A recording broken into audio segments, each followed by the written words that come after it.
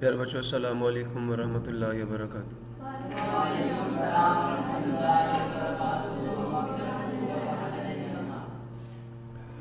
Rabbi इश्रह ली सदरी व यस्सिर ली अमरी वहलुल उक़दतम मिन लिसानी यफ़क़हू क़ौली। Rabbi ज़िदनी इल्मा, rabbi ज़िदनी इल्मा, rabbi ज़िदनी इल्मा।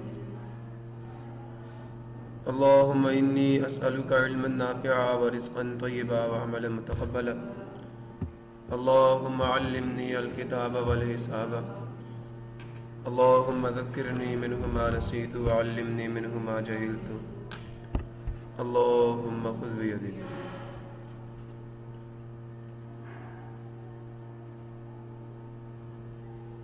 प्यारे बच्चों, आज हम लोग केमिस्ट्री 9th क्लास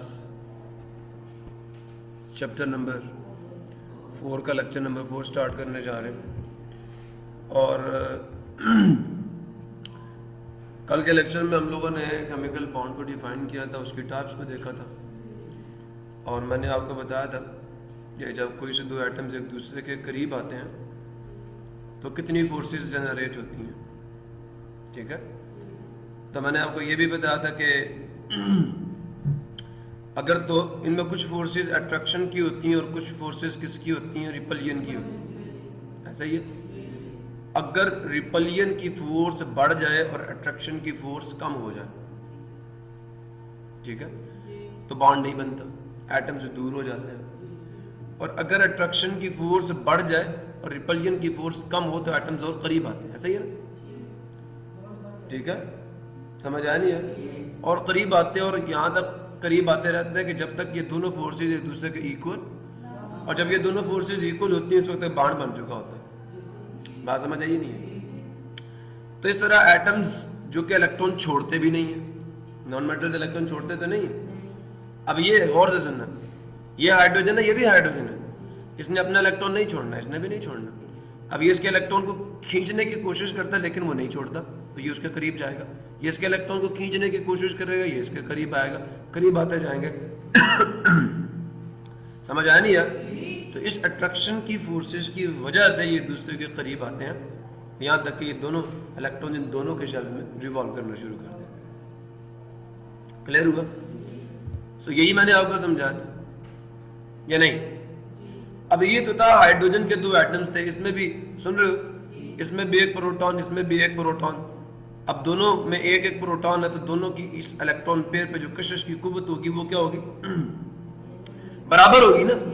इस इलेक्ट्रॉन के नेगेटिव चार्ज का बराबर असर इस एक न्यूक्लियस पे होगा, दूसरे पे भी उतना ही होगा, क्योंकि दोनों न्यूक्लियाई की पावर सेम है। दोनों पे पॉजिटिव चार्ज सेम है।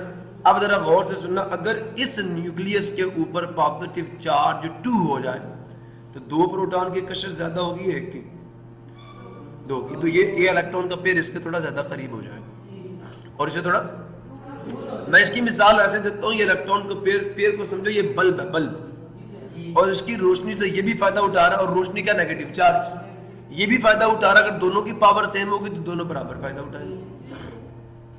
लेकिन अगर इसकी पावर ज्यादा हो जाए तो फिर जो रोशनी है ये उसको अपने ज्यादा करीब कर लेगा, फिर ये ज्यादा फायदा उठाएगा और ये, और जितना ज्यादा नेगेटिव चार्ज इस पे आएगा उतना ये नेगेटिव हो जाएगा, और जितना इससे इलेक्ट्रॉन का पेयर दूर होगा उतना ही इस पे पॉजिटिव चार्ज है। पॉजिटिव चार्ज क्या करता है? एब्सेंस को शो करता है नेगेटिव चार्ज की। सुन रहे हो?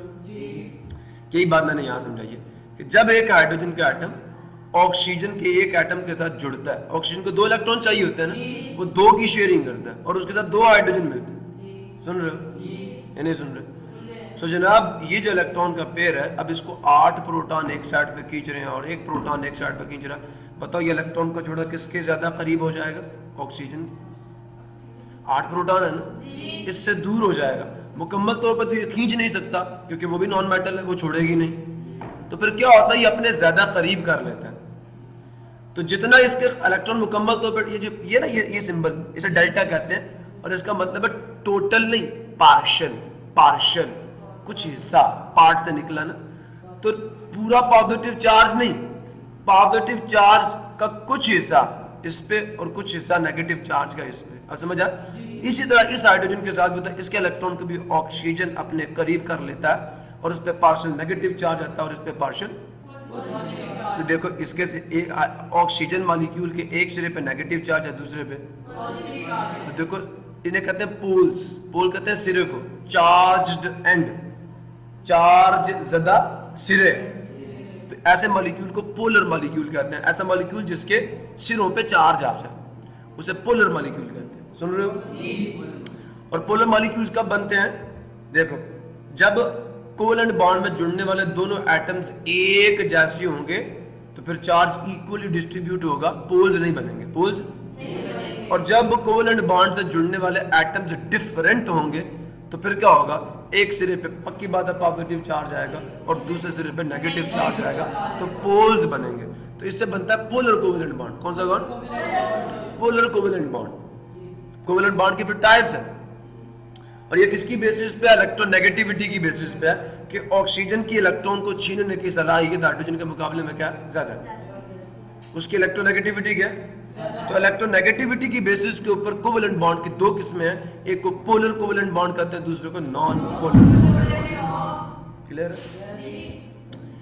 इंट्रोडक्शन टू आयनिक बॉन्ड वो मैं पढ़ा चुका हूं आपको। Ionic bond are form between two atoms. Ionic bonds दो एटम्स के दरमियान में बनते हैं। When one atom loses electron, वो आयन बनेगा, मुकम्मल तौर पे इलेक्ट्रॉन छोड़ेगा। आयनिक नाम ही से जाहिर हो रहा है ना।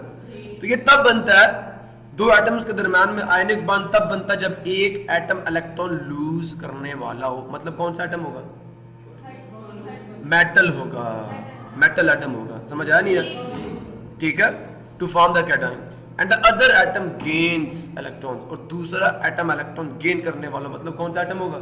To form an anions and cations have opposite charges. आपके कैटाइन मतलब पॉजिटिव चार्ज वाला आयन है और एनाइन नेगेटिवली चार्ज आयन है, इन पे अपोजिट चार्जेस होते हैं। बाकी बात अपोजिट चार्जेस होते हैं। और जब चार्ज अपोजिट होता है तो फिर वो क्या करते हैं? एक दूसरे को अट्रैक्ट करते हैं, रिपेल करते हैं, अट्रैक्ट करते हैं। They attract one another bye electrostatic forces. किसके जरिए से? इलेक्ट्रोस्टैटिक फोर्सेस के जरिए से ये दूसरे को अट्रैक्ट करते हैं। प्रॉब्लम किसी को देखें, ये आपके पास हाइड्रोजन है, इसको इलेक्ट्रॉन चाहिए। लिथियम में 3 प्रोटॉन्स, इसके आखिरी शेल में ये एक इलेक्ट्रॉन है, 8 पूरे करने के लिए 7 चाहिए। अब ये कोई छोड़ देता है, ये इलेक्ट्रॉन लूज करेगा, कौन सा चार्ज आएगा? पॉजिटिव। पहला शेल कंप्लीट है, स्टेबल हो गया। समझ आया नहीं यार? ये स्टेबल है, ये अनस्टेबल है। ये रिएक्टिव है, ये रिएक्टिव नहीं है। ये स्टेबल है। अब इसको ये नुकसान दे नहीं, ये हो सकता है रिएक्ट करे। समझ आया? तो अब हाइड्रोजन पे नेगेटिव चार्ज आया, अब नेगेटिव पॉजिटिव चार्जेस अट्रैक्ट करेंगे नहीं करेंगे?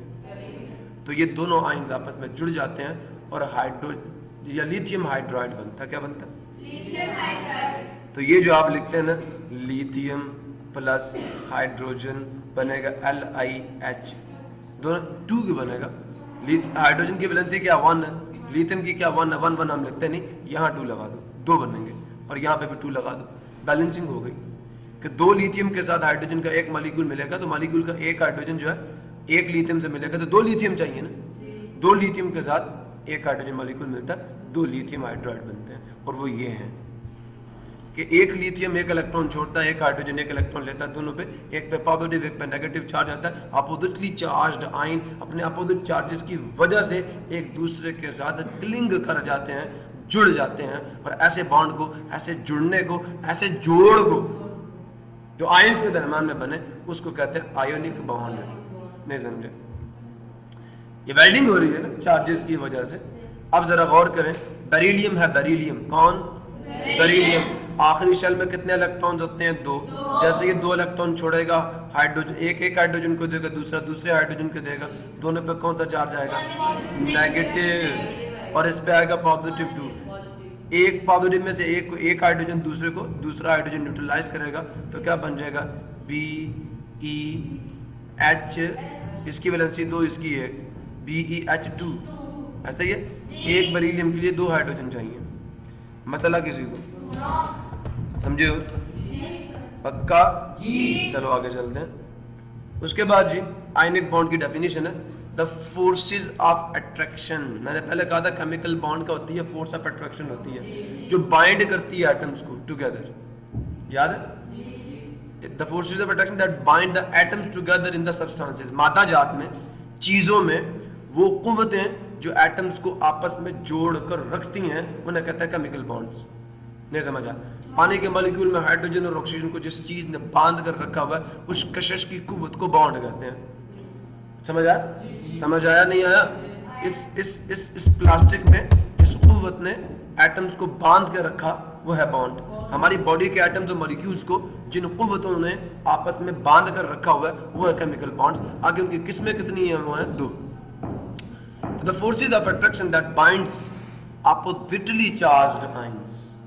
कुव्वत की वो, याद रखना, याद रख, कशिश की वो कुव्वतें जो जोड़ती हैं oppositely charged ions, मुखालिफ चार्ज रखने वाले आइंस को आर कॉल्ड आयनिक बॉन्ड। उन्हें हम आयनिक बॉन्ड्स हैं। डेफिनेशन क्या है? आयनिक कंपाउंड्स क्या है? Compounds that consist of ions, मुरक्कबात जो मुश्तमिल हो किन पर? आइंस पर, ज्वाइन टुगेदर, आपस में जुड़े हुए, आम आइंस नहीं, ऐसे कंपाउंड्स जो आइंस पर मुश्तमिल हो लेकिन अलग अलग नहीं होंगे, जुड़े हुए आइंस पर। कैसे जुड़े हुए होंगे? इलेक्ट्रोस्टैटिक फोर्सेस ऑफ अट्रैक्शन की वजह से अपोजिट चार्जेस जो है एक दूसरे को खींचते हैं। उनकी नेचुरल टेंडेंसी है, ये उनकी बेसिक, उनकी जिबिल्लत में शामिल है, ये उनका जाती वस्फ है, उनकी पैदाइश के साथ ही ये जन्म लेती हैं। सुन रहे हो? तो compounds that consist of ions joined by electrostatic forces of attraction are called ionic compounds. Clear हो गया? या ये आयनिक कंपाउंड की डेफिनेशन दे रहा हूं, या सादा सी डेफिनेशन है, compounds containing ionic bond in them या compounds with ionic bond are called ionic compounds. Ionic bond वाले मुरक्कबात को आयनिक कंपाउंड्स कहते हैं। आयनिक बॉन्ड क्या? The forces of attraction that bind oppositely charged ions are called ionic bond। Clear हो गया? Bond तो फोर्स है ना, तो जो आयंस को oppositely charged आयन को आपस में बाइंड करने वाली अट्रैक्शन की कुव्वतें हैं वो आयनिक बॉन्ड कहलाएंगी। समझ आ गया? So, ionic compounds as a whole are electrically neutral। खाने के नमक को कभी हाथ लगाया हो आपको, बिजली पड़ी? क्यों? क्योंकि खाने के नमक की एक डली में जितने पॉजिटिव आयंस होते हैं उतने ही, तो पॉजिटिव चार्ज और नेगेटिव चार्ज दोनों बराबर है, तो ओवरऑल जो नेट चार्ज आएगा वो क्या होगा? 0 होगा। So the total positive charges of cations are equal to the total negative charges of an ions in an ionic compound। ये रीजन है कि एक आयनिक कंपाउंड में जो total positive charge of cations होता है और जो total negative charge of anions होता है वो बराबर होते हैं। जब वो इक्वल होते हैं तो नेट चार्ज क्या आएगा? Therefore ionic compounds as a whole are electrically neutral। बनते आयंस के मिलने से हैं, लेकिन ओवरऑल चार्ज क्या होता है? क्योंकि कैटायंस का पॉजिटिव चार्ज है, नेगेटिव चार्ज को न्यूट्रलाइज बैलेंस करता है। जैसे फोर्सेस को बैलेंस किया ना, है ना? हमेशा फोर्सेस बैलेंस नहीं होती, एक्शन और रिएक्शन को बैलेंस नहीं कर सकते। याद है ना? चोट लगेगी, किसी को मारोगे तुम्हें भी लगेगी। समझ आया ना? हाँ, तो सोच के जरा काम किया करो। अच्छा, अब बच्चे बात ये है, बड़ा आसान सा काम है, आपने बताना कैटायन कैसे बनते हैं और एनायंस कैसे बनते हैं। मेरी बात समझ रहे हो? बहुत ही मजेदार किस्म का काम है, कोई बड़ा काम नहीं। टोटल आपने जो जुमले लिखने हैं ना, सुन रहे नहीं सुन रहे, वो 2 लिखने हैं हमेशा, चाहे कैटायन बना रहे हो चाहे एनायन बना रहे हो। मेरी बात समझ आई नहीं आई? वो कहता है describe the formation of cations, cations के बनने का। और ये पेपर में सवाल आ सकता है, सवाल ये होगा describe the formation of sodium ion and magnesium ion. बताओ सोडियम का ग्रुप नंबर क्या है? 1A। यही लिखना, sodium belongs to group number 1A। जब 1A से बिलोंग करता है तो कितने इलेक्ट्रॉन छोड़ेगी? 1 बस। इट लूजेस, सुन रहे हो? ये देखे ऑक्सीजन का लिखा हुआ, मैं अप्रिशिएट करता हूँ इस चीज को। देखे oxygen belongs to group number 6 है, so it have 6 electrons in the outermost shell. ठीक है? इट, सुन रहे हो? It needs 2 electron to achieve the nearest noble gas electronic configuration. बस इसको 2 इलेक्ट्रॉन चाहिए, लिहाजा वो 2 लेगी और आयन बन जाएगी। सिमिलरली सोडियम के लिए देखो क्या कहा, 1s से बिलोंग करती है, it have only 1 electron in the outermost shell, so sodium loses its valence electron and is left with an octet. ये अपने आखिरी शेल का इलेक्ट्रॉन छोड़ती है तो नीचे वाला शेल तो कंप्लीट है ना, नीचे ऑक्टेट कंप्लीट होता है, फुल स्टॉप। बस समझ आ गया। आप बेशक दरमियान वाला जुमला भी ना लिखें, इट हैज ओनली 1, ये भी ना लिखें, sodium belong to group number 1 है सो इट लूजेस 1 इलेक्ट्रॉन। बस टू अटेन द नियरेस्ट या is left with the octet और to attain the nearest noble gas electronic configuration जो कि नियोन है। सुन रहे हो या नहीं सुन रहे? सो जनाब अली इतना सा लिखना है, किस में? इंग्लिश में। और उसके बाद आपने जरा गौर करें, किसी बच्चे को अच्छा बताओ सोडियम में कितने इलेक्ट्रॉन्स होते हैं टोटल? एटॉमिक नंबर 11 है ना, तो इसके इलेक्ट्रॉनिक कॉन्फ़िगरेशन ये लिखा सोडियम, लिखने का तरीका sodium 1s2 2s2 2p6 3s1, negative electron, एक इलेक्ट्रॉन निकलेगा, सोडियम आयन बनेगा, सोडियम किस में जाएगा? इसकी इलेक्ट्रॉनिक कॉन्फ़िगरेशन ये है, जैसे ही एक इलेक्ट्रॉन निकल जाएगा इस शेल में से तो तीसरा शेल ही खत्म हो जाएगा, सोडियम आयन बनेगा 1s2 2s2 2p6, चेक कर लो लास्ट शेल में s2p6 बन गया नोबल गैस। इलेक्ट्रॉनिक कॉन्फ़िगरेशन इसके अंदर ये नहीं, बस ये है बाय इलेक्ट्रॉनिक कॉन्फ़िगरेशन और ये है bye electron dot and cross structure. Bohr model draw किया, अंदर न्यूक्लियस में सिर्फ सोडियम डाल दो, पहले में 2, दूसरे में 8 और तीसरे में 1 डाल दिए, आगे बड़ी सी। पहले बच्चे ये बनाना है, गौर से सुन लो, पहले सोडियम लिखना, उसका पहला शेल बनाया, दूसरा शेल बनाया, सुन रहे हो? पहले में 2 इलेक्ट्रॉन डाल दिए, दूसरे में 8 इलेक्ट्रॉन डाल दिए या नहीं? अब ब्रैकेट लगाओ, पहले ब्रैकेट ना लगाना, इस पे पॉजिटिव 1 चार्ज आ गया और ये जो -3 के ऊपर लिखा ना, आप इसको आगे भी लिखते कि तीर के ऊपर बेशक डाल दो, नो इशू, ओके। एक इलेक्ट्रॉन निकल गया ना, जब सोडियम पॉजिटिव आयन बनेगा तो 7 एक इलेक्ट्रॉन प्लस का मतलब 7 एक इलेक्ट्रॉन भी निकलेगा, क्लियर हुआ? इस पे पॉजिटिव चार्ज डाल दो बस।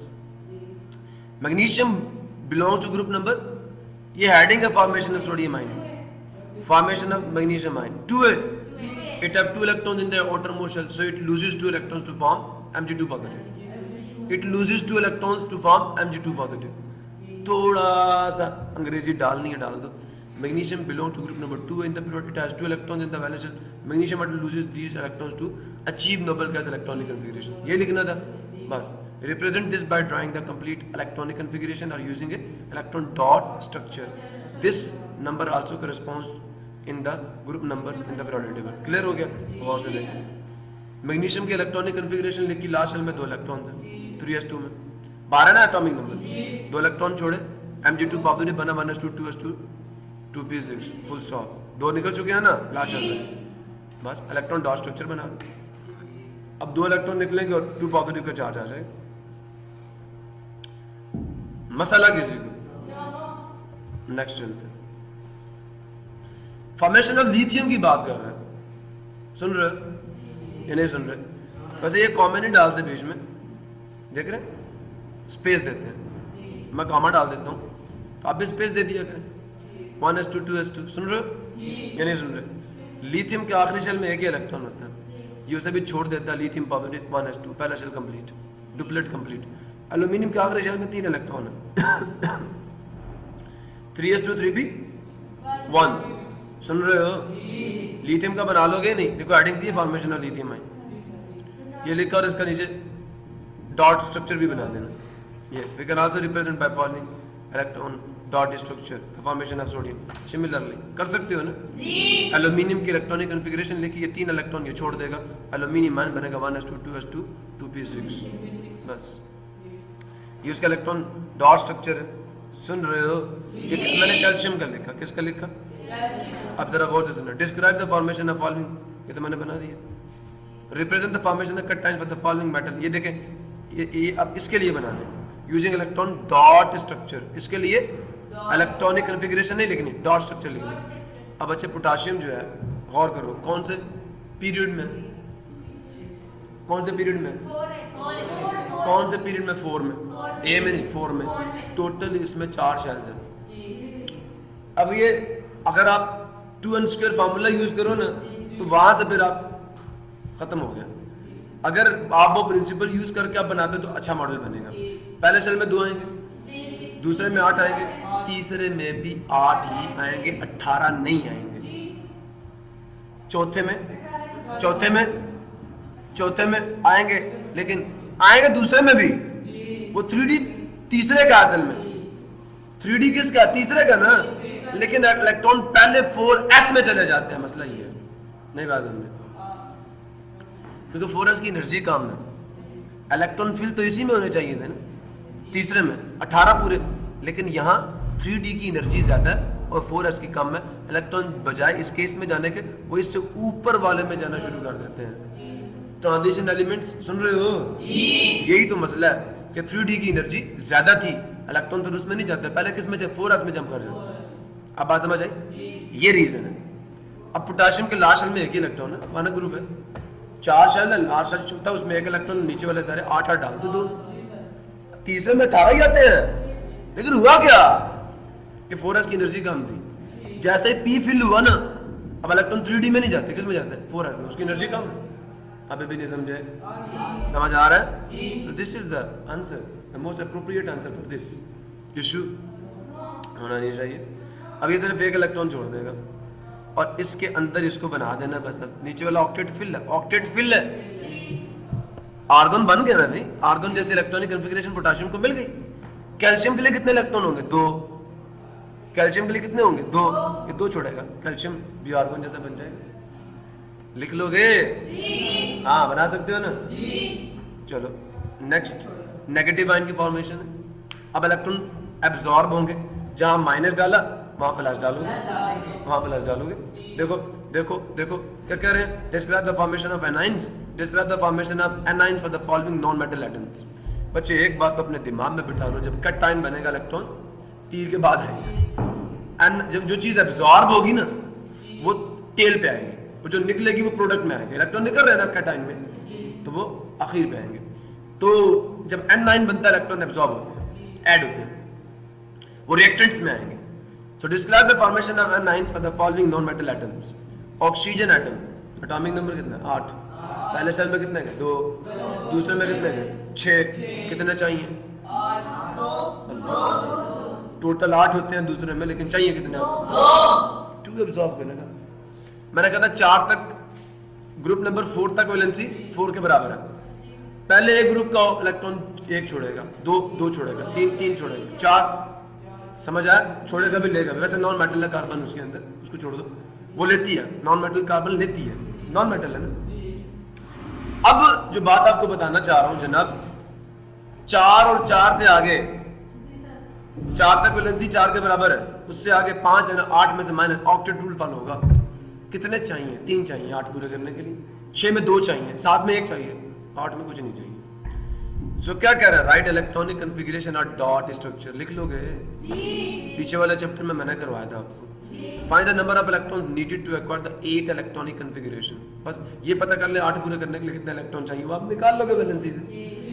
याद करो ग्रुप्स के नेम सब। पहले क्या? हाली ने की रब से फिराद बी मंगोली का सरबराह, be alert going in train, ससी कई सिंध पंजाब, वो ससी थे पुन्नू। नहीं समझा? हाँ यस, नहीं औरत का से नगीन, फसले बरियत। You should have to memorize the groups and the elements in the groups. Main group elements का नाम याद कर लो, फायदा होगा वैलेंसी निकालने में। प्रायोरिटी टेबल बेशक पास ना हो, माइंड में होगा। याद करने का तरीका वो बताऊंगा ना भाई, क्या हो गया? I will tell you how to memorise it. इंतहाई आसान चीज, नहीं समझा? So let us start the work. Oxygen atomic number 8। तो पहले बच्चे आपने इलेक्ट्रॉनिक कॉन्फ़िगरेशन लिखी, फिर पता कर लिए, पता कितने इलेक्ट्रॉन चाहिए? 2 चाहिए, बस एडिशन ऑफ इलेक्ट्रॉन को शो कर दो। ये लो, क्या हुआ? Formation of N9 oxygen atom. थोड़ी सी अंग्रेजी लिखनी है। Oxygen belongs to group number 6 है, so it has the periodic table, ठीक है? So it has 6 electron in the last shell. 6 है ना? कितने चाहिए? 2 चाहिए, लिहाजा आपके it absorbs 2 electron to form O2 negative. अब यहाँ पे ये भी लिख सकते हैं, इट गेन्स बस 2 electrons to form O2 negative, बस ये भी डाल दो, कोई मसला नहीं। इससे इसको नियरेस्ट नोबल गैस नियोन की इलेक्ट्रॉनिक कॉन्फ़िगरेशन मिल जाती है। और O2 नेगेटिव जो है ना, ये रिएक्टिव नहीं है, ये बन गया ना अब नोबल गैस ऐसे इलेक्ट्रॉनिक कॉन्फ़िगरेशन, अब ये किसी से रिएक्ट नहीं करेगा, नो, जरूरत ही नहीं है अब किसी से रिएक्ट करने की इसको। अब देखें इसने क्या किया, 2 इलेक्ट्रॉन एब्जॉर्ब किए, p में 4 थे, कितने हो गए, 6 पूरे हो गए, ऑक्टेट फिल हो गया। We can also represent it by electron dot structure, 2 electron absorb करेगा, सुन रहे हो, तो उस पर O -2 चार्ज आ जाएगा। सिमिलरली बच्चे फ्लोरीन है ना, तो fluorine belong to group number 7, यहाँ सिर्फ 7 ही डालो, एक से याद किया करो, समझ आया? अब फजूल में सारों को रट्टा मारने मत बैठ जाएगा। आपकी सबसे बड़ी खामी पता क्या है कि आप बुक में मौजूद हर चीज को रट्टा मारते हो। हालांकि क्या है, अब फ्लोरीन लिखना जहाँ पे ऑक्सीजन लिखा हुआ क्या लिखो, वहां पे फ्लोरीन बिलोंग टू ग्रुप 6 कर दो इन द पीरियोडिक टेबल, और अगर 7 है तो जहाँ पे 6 है वहां पे 7 इलेक्ट्रॉन्स, सो इट नीड्स 1, यहाँ पे 2 अब 1 कर दो, या ये कर दे कि it gains 1 electron to form F-1, एक लेगा तो एक आएगा ना, बस ज्यादा क्या लिखते हो इसको, समझ आया?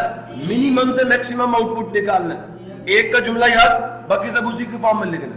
सुन लो, नहीं लगते रट्टे भाई, मेरे से नहीं लगते, मैं इससे भागता हूँ इस चीज से, एक का करता हूँ बाकी सब उसकी फॉर्म में। क्लियर हुआ? तो ये देखे फ्लोरीन की कॉन्फ़िगरेशन लिखी, 5 है, एक चाहिए, एक डाल दिया, फ्लोराइड बना, ऑक्टेट कंप्लीट हुआ, इलेक्ट्रॉन डॉट स्ट्रक्चर में एक इलेक्ट्रॉन डाला, -1 का चार्ज आया। चलो आगे सेल्फ असेसमेंट एक्सरसाइज आ गई, describe the formation of N9 में the following non metal atoms. Sulphur 16 है ना, ग्रुप नंबर 6 में ही है, 2 चाहिए, बना डालो। क्लोरीन 17 है, 7 है, फ्लोरीन क्लोरीन 1 चाहिए, और डाल दो ना कॉन्फ़िगरेशन डाल के, और क्या देखो बुक में तो किया होगा ना, इसको देख के नहीं कर सकते, why not you are doing this. उसके बाद represent the formation of N9 with the following non metal using the electron dot structure.